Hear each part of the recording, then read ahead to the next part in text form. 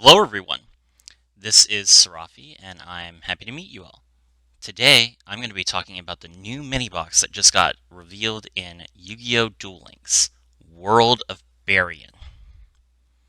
So this box is coming out tomorrow, August 31st at, looks like 11 a.m. Eastern Time.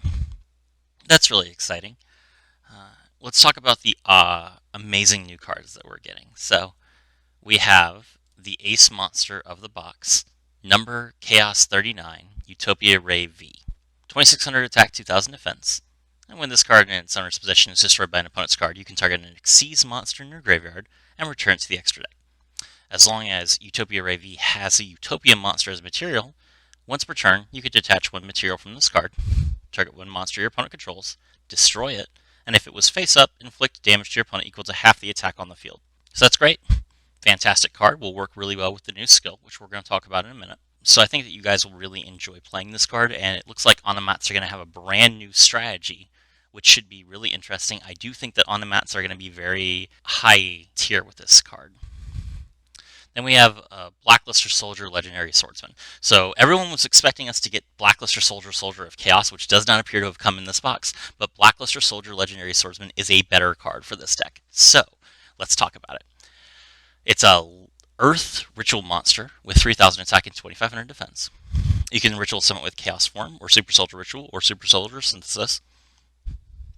During your draw phase, if this card is in your hand, you can reveal it before you draw, and instead of drawing a normal card this turn, you can add one Ritual spell from your deck to your hand. So it literally gives you Draw Sense Ritual, but there's no life point cost. You can do it every turn, as long as you don't use Legendary Swordsman itself, and it's a real card, so you can you can use it in Master Duel, and it also basically gives you Draw Sense Ritual spell. So that's pretty cool. Your opponent cannot activate cards or effects during your battle phase. This is reminiscent of the Gaia Field spell. It's really cool that Blackluster Soldier got this effect, since they're basically an evolution of Gaia. And when this attacking card that was ritual summoned using a normal monster destroys an opponent's monster by battle, you can shuffle all cards your opponent controls into the deck. That's insane. Just literally spin every card that they have. Very, very powerful effect. I'm really excited to use this in Duel Links. We'll talk about the Blackluster Soldier skill as well in just a moment. The other ultra rare is Tenyi Spirit of Shuna. We're getting Tenyis in Duel Links. This was a huge surprise. There were no leaks indicating this. They really kept this one under wraps. Tenyis are a very powerful deck. They are a lot of fun. They're one of the mainstays in Master Duel. They're always around. You see them combined with Yang Zing. You see them combined with Sword Soul. You see them combined with basically any worm deck, because they're so flexible and they don't really lock you in anything other than worms. So it's a very cool deck, and it focuses around two things. Non-effect monsters, and then all of them have a different attribute, which is useful for the Yang Zing cards like Baxia. So Ashuna is the ultra rare. If you control no effect monsters, you can special summon this card from your hand. If you control a face-up non-effect monster, you can banish this card from your hand or graveyard, special summon one Tenyi monster from your deck, except Ashuna. Then you can't special summon for the rest of the turn except worms. Amazing. So obviously you can use this effect when you have no monsters, but you can also use the effect while you control a non-effect monster. And what does that look like? Well, we have Monk of the Tenyi, which is a Link 1 that you can make with any non-Link Tenyi monster, and it's a non-effect monster. It's just a Link 1 that has 1000 attack points. So what you can do with all these Tenyi monsters is you can summon one of them with their own effects, link it off, then use its grave effect to continue trying to make plays. Vishuddha lets you return a card to the hand. Nahata lets you make an opponent's monster lose 1500 attack if it attacks a non-effect monster. Chitana allows you to revive a non-effect monster that was destroyed, and then target one of your opponent's cards, or destroy one of your opponent's cards without targeting one of your opponent's monsters. And Mapura allows you to negate an effect that targets a non-effect monster you control. And then the last card is, of course, Adhara, which allows you to return one of your banished worm monsters to your hand, And Adhara is a tuner monster that's level 1, so it combines with the level 7s to make the Synchro 8, which we'll talk about in a moment. Now, all this focus on non-effect monsters, obviously you're not going to be using Monk for that because it's only 3,000 attack points. The boss monster that you're going to be looking at is Berserker of the Tenyi, which is a Link 3 that requires at least one Link monster, but can use 2 other monsters. So you summon Monk of the Tenyi, then you can summon 2 other Yangzing cards, or sorry, you summon Monk of the Tenyi, then you can summon 2 other Tenyi cards, link them all into Berserker, then you have your Grave effects, and you can just start focusing on protecting Berserker and making it a very powerful card. You might think, it's only got 3,000 attack points, even if I have a protection effect like Chitana, which allows me to revive it and destroy a card, or Mapura, which prevents targeting, is that really worth running a card that has no effect? Well, let's look at the field spell. Flawless Perfection of the Tenyi. All non-effect monsters on the field are unaffected by monster effects. So this Berserker of the Tenyi, and then if you manage to make a second one, your other Berserker of the Tenyi, just not affected by monster effects completely. And once per turn, if your opponent special summons an effect monster while you control a non-effect monster, you can draw 2 cards. So this is a really powerful card, and you, unfortunately, because Draco is a limit 1, you're not going to be able to play Terraforming in this deck, but still a really good card. I think that it's going to be seeing a lot of play, and there are other options besides Berserker that you can go into, like Draco Masters of the Tenyi, which is a Link 3 that also requires at least one Link monster. It only has 2,600 attack points as opposed to 3,000. It can't be destroyed by battle with an effect monster, and if you control no other effect monsters, you can destroy effect monsters your opponent controls up to the number of non-effect monsters you control and in your graveyard. So, you can make Monk of the Tenyi, and then link it into Draco Masters of the Tenyi, and as long as you only control Draco Masters of the Tenyi, or you control Draco Masters of the Tenyi plus Berserker, then you can destroy 1 or 2 cards your opponent controls that are effect monsters. Solid. Good effect. And then we also have Shaman of the Tenyi, which is a Link 2 with 600 attack points. You can discard 1 card, then target 1 worm monster in your graveyard and special summon it. Also, for the rest of the turn, you cannot activate the effects of monsters special summon from the extra deck except Tenyis. So this will allow you to very easily go into your synchros, because you get to choose the monster that has the right level or that's a tuner that you want. When an attack is declared involving your face-up non-effect monster, you can target 1 card your opponent controls and destroy it. So this is an effect that you'll probably use mostly with Monk, because I don't imagine you'll have Shaman and Berserker out at the same time too often, but you can play Monk and then attack into something, and then Shaman basically gives you a sunrise effect, which is pretty cool. Then for the other Tenyi cards, we have Heavenly Dragon Circle, which is a quick play spell card. It allows you to tribute a worm monster to draw a worm monster.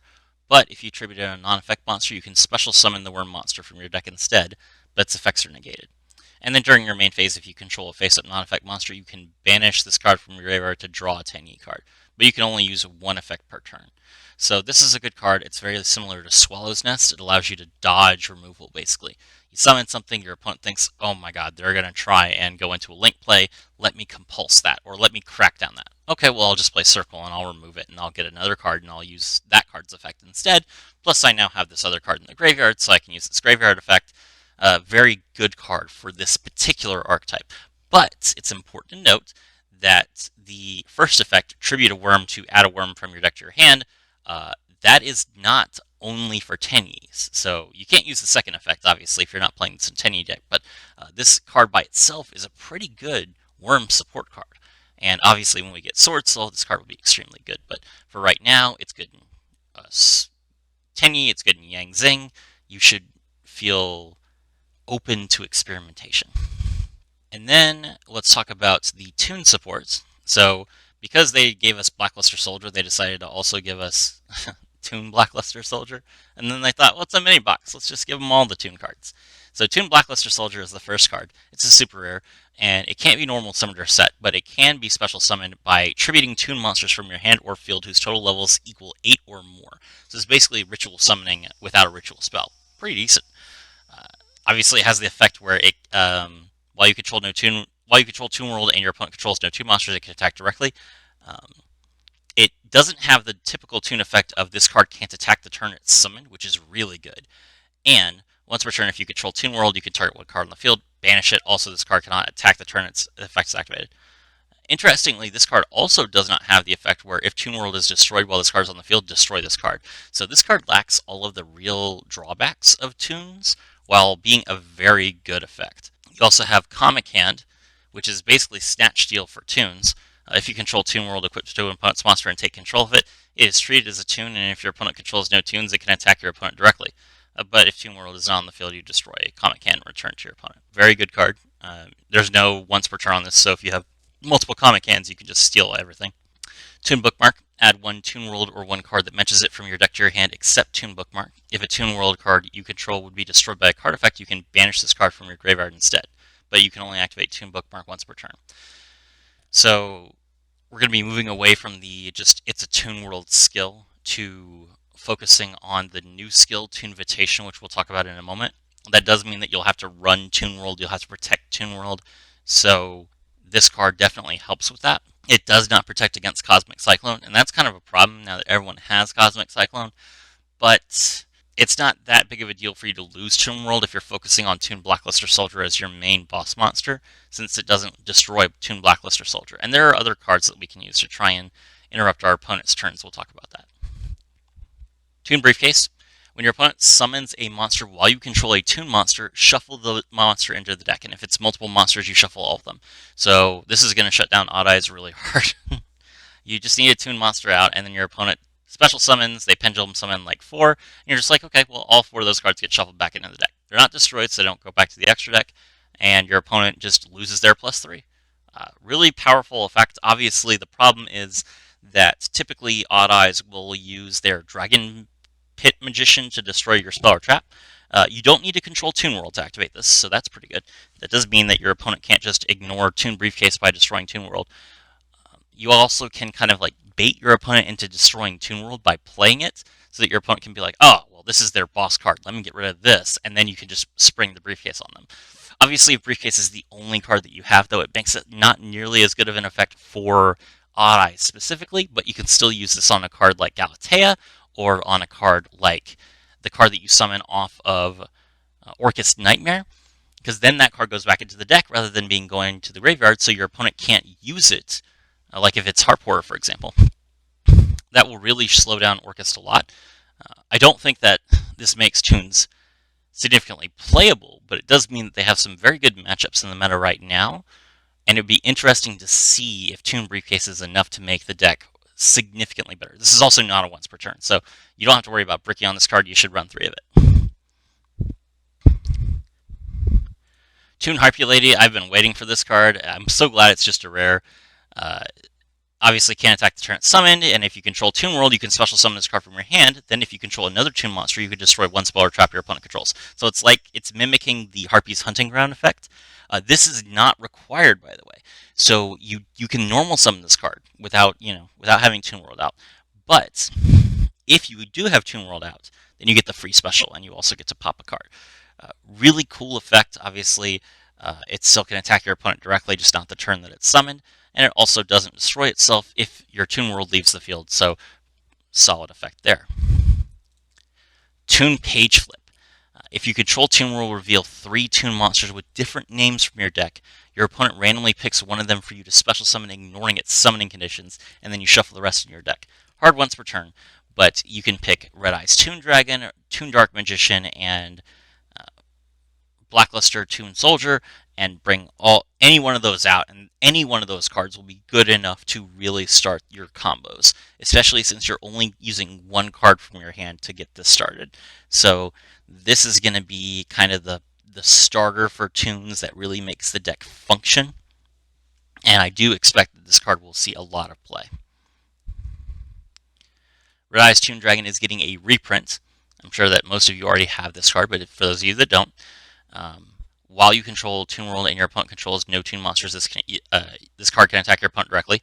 This card, unlike most Toon monsters, does not have the ability to special summon itself, so it normally would require a tribute summon. However, the skill does allow us to normal summon this card without tributing, so that's fantastic. Once per turn, you can special summon a Toon monster from your hand, ignoring its summoning conditions. So Red Eyes Toon Dragon allows you to easily play cards like Blue Eyes Toon Dragon, for example. Really cool card. Sees a lot of play, I'm sure. Shadow Tune. If you control Toon World, target one face-up monster your opponent controls and burn your opponent for half its attack points. You can only activate one of these per turn. So Shadow Tune is the starter card where you burn your opponent, then you play Kamakan and you take your opponent's monster.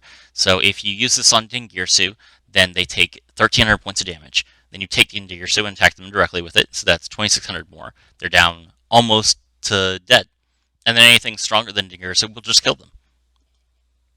So this is very funny, obviously, and Comic Can is just such a good card. It's hard to underrate Comic Can because it's just so good to take your opponent's monster and still be able to attack with it the same turn. It's going to be difficult for people to answer that sort of thing unless they're running a lot of Spell and Trap. Last Toon card is Toon Mask. If you control Toon World, target one face-up monster your opponent controls, and special summon one Toon monster from your hand or deck whose level is less than or equal to the level or rank of that monster, ignoring its summoning conditions. So if your opponent summons Dingirsu, you can just summon Toon Blackluster Soldier.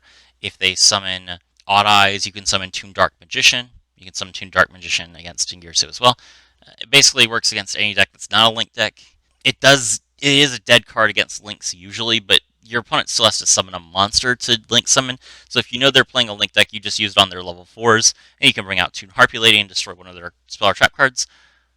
Or, no, you can't, because it's part of its initial effect. But you can still bring out Toon Harpy Lady and protect yourself, and then attack them directly for 1,300 if they don't kill you. So it's a fine card. Probably not as important as the others, but still a card that you can consider. And then after the Tenyi and the Blackluster Soldier and the Toons, we also have the Utopia Ray V cards. So we talked about Utopia Ray V, but let's talk about V Salamander. V Salamander is also critical for the skill. This card is a super rare, and you'll probably want 3 of it. When this card is normal summon, you could target one Utopia monster in your graveyard and revive it. That is such a good effect. And the skill allows you to reveal V Salamander from your hand to put Utopia in your graveyard from outside your deck. So you don't even need Utopia to play the Utopia Ray V deck if you don't already have it. And then of course it's in a structure deck, so you can get one copy of it for 1,000 gems, no problem. You could target one Chaos 39 Utopia Ray V you control and equip V Salamander to it. Once per turn, while it is equipped to a monster, you can detach one Xyz material from the equipped monster and then negate the monster's effects permanently, even after V Salamander leaves the field or the monster becomes unaffected by card effects.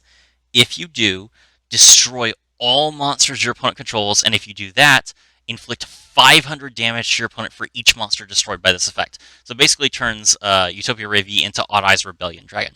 You just blow up, if your opponent has 3 monsters, you blow up all 3 of them, they take 1,500 points of damage, and then you attack them directly for 2,600, and you win the game.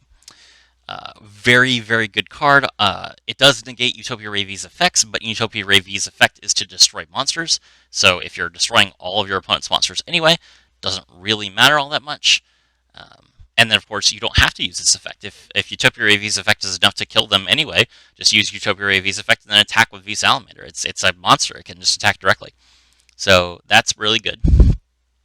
Then we have Dark Zexal Weapon Chimera Clad. Level 1 Fiend with 0 attack and defense points. You can target one Chaos number 39 monster you control. Equip this monster from your hand or your side of the field to that target. So unlike V Salamander, this can equip to any Chaos number 39 monster. The equipped monster cannot be destroyed by battle. At the end of the damage step, when the equipped monster attacks an opponent's monster, but the opponent's monster was not destroyed by battle, you can make the monster's attack 0. And if you do, the equipped monster can make a second attack on that monster. So, you equip this to Utopia, and then you can attack into, say, I'll use Dingirsu again. You can attack it into Dingirsu. It can't be destroyed by battle, so you take 100 damage. Activate Chimera Clad's effect, and Dingirsu's attack points become 0. Then you can attack into Dingirsu again. Your opponent takes damage equal to Utopia's attack points, and Dingirsu can be destroyed or your opponent can protect it, but if they do, then its attack points are still 0. This attack reduction is permanent. And if they leave just Dingirsu on the field, then they'll just be killed by whatever other monster you have out. So this is a really interesting card. It's also still a Zexal weapon, which means that it can be equipped by the effect of Leo Utopia Ray, and we'll get to that in a second. Rank Up Magic Limited Barian's Force. target one rank 4 Exceeds monster you control, and special summon from your extra deck one chaos number monster that is one rank higher than that monster by using it as material. This special summon is treated as an Exceeds summon, and Exceeds materials are attached to that card. So this is how you make Utopia into Utopia Ray V or Leo Utopia Ray. Oh, I missed a Tangy card. Vessel for the Dragon Cycle. This card is hilarious.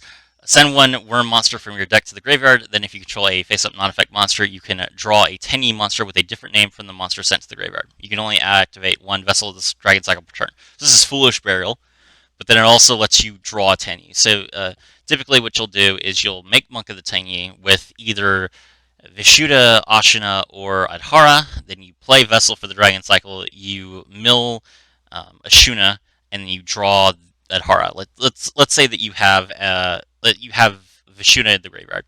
You play Vessel, you mill Ashuna, you draw Adhara. You could special summon Adhara, then you can special summon Vishuddha from your deck with Ashuna's effect in the graveyard, and then you can link the synchro summon those two into Draco, and then you have Draco out for free. All this is important because you have a non-effect monster out. So it's kind of like Monk and Berserker are kind of there to enable all the other cards, and then your real focus is Draco, which we'll get to because that's in a separate situation. Separate. It's not in the box. No other cards that's really worth talking about. Okay. Draco, Berserker of the 10E, which is not... Okay. Alright, well, I'm sorry that there's no card for me to pull up here. Draco, Berserker of the 10E is a level 8 Worm Dark monster with 3,000 attack points and 0 defense points. And its effect says, once per turn as a quick effect, if your opponent activates a monster effect, you can banish that monster. Doesn't matter if it's on the field, in the graveyard, or in their hand. They will get banished. The effect is still resolved, though. And then, once per turn, if Draco Berserker of the 10E destroys an effect monster by battle, you can activate its effect. It gains attack points equal to the destroyed monster's attack points permanently, and then it can also make another attack on a monster that your opponent controls. So let's say that you crash Draco Berserker of the 10E into V Salamander. V Salamander has 1,500 attack points, so Draco Berserker of the 10E becomes 4,500, and then it can attack directly. Or not attack directly, it can attack another monster. Sorry, it's really early. It's a really good card. It's going to be limit 1, so you can't use it with Crystal Wing Synchro Dragon, which is something that everyone does not want to happen, so good on them. And I think that this deck will be really fun. I think that you guys will really enjoy it. And now let's talk about the skills. So these skills will be available on September 1st. The BLS skill is called the Soul of Light and Darkness. At the beginning of the duel, add the Soul of Light and Darkness and one Super Soldier Ritual to your graveyard.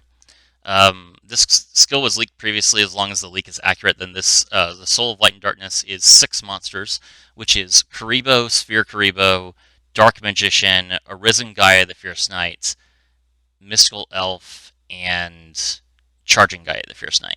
So it's 2 light monsters and 4 dark monsters. And Arisen Gaia the Fierce Knight and Sphere Karibo are level 7 and level 1, and they can both be banished from the graveyard as part of a ritual summon for a Blackluster Soldier monster. During this duel, you can only special summon Gaia the Fierce Knight monsters, Blackluster Soldier monsters, and monsters with no rank or level, so Link monsters.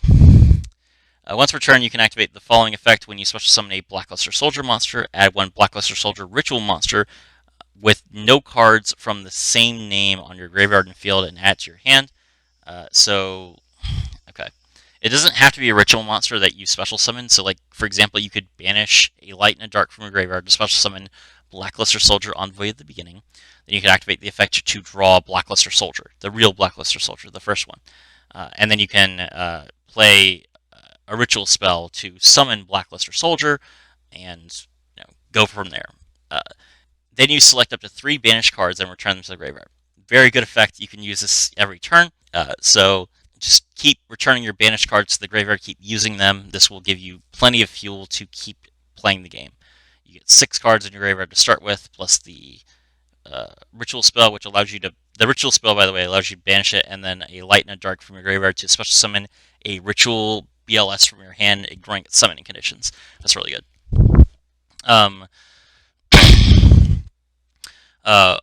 Once per duel only, if you summoned the true Blackluster Soldier, not just a Blackluster Soldier monster, you can set a ritual spell card from your deck to the field.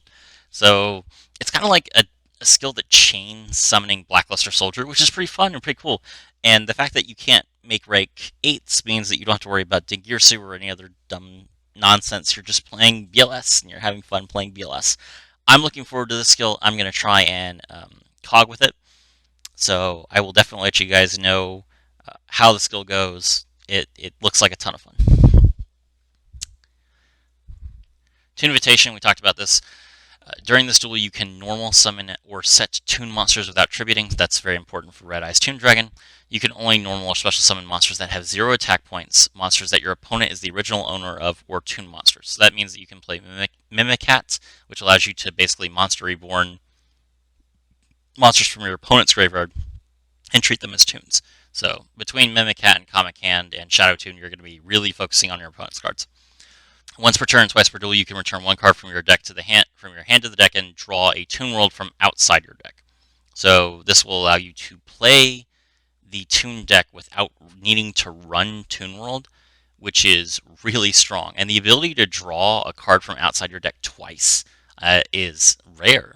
We don't see that very often. So that's a pretty good effect. It does still cost you 1,000 life points to use it, but I think this will be fine. I look forward to seeing what people can do with this. And then the last skill is Order of Chaos. You can activate each of the following effects once per turn. During this duel, you can only special summon Utopia monsters and monsters whose level or rank is 4. It's pretty narrow.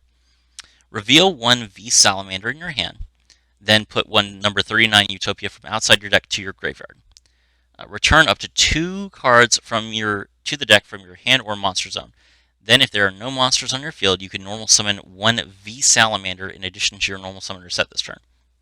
And if you control number 39 Utopia, set 1 Rank Up Magic Limited Barian Force from your deck or graveyard to the field. So, during your first turn, you can go into Utopia and then activate the skill to set Rank Up Magic Limited Barian Force, play that, go into Leo Utopia, use Leo Utopia's effect, detach 1 material, activate Zexal Weapon Pegasus from your deck, which will give Leo Utopia 1,000 extra attack points, and gives it the ability to negate a monster's effect permanently and have its attack permanently, and also allows you to once per turn negate a monster effect that activated on your opponent's field because of the Zexal Weapon. So you get 2 monster negates and a 3,500 attack point monster, and that's just the start. Then you can go into Utopia Ray V and do all sorts of other nonsense. It's important to note that you don't actually need V Salamander or Chaos Utopia Ray V in your deck to use this skill. So all you need is the Rank Up Magic Limited Barian Force, which is a rare in the box. Grab it. You can build your Utopia deck with turboing out Leo, and then if you get V Salamander, you get Chaos number 39 Utopia Ray V. That gives you better follow-up if you go second or after your Leo Utopia is already on the field. I think this deck is going to be a lot of fun. I think it's going to be really good, and I think that you guys will definitely see this deck on the tier list at some point. Anyway, that is this box. I hope you guys enjoyed my review. Sorry the video was so long, and I hope you guys have a wonderful day. This is Serafi. I was thrilled to have you all with me.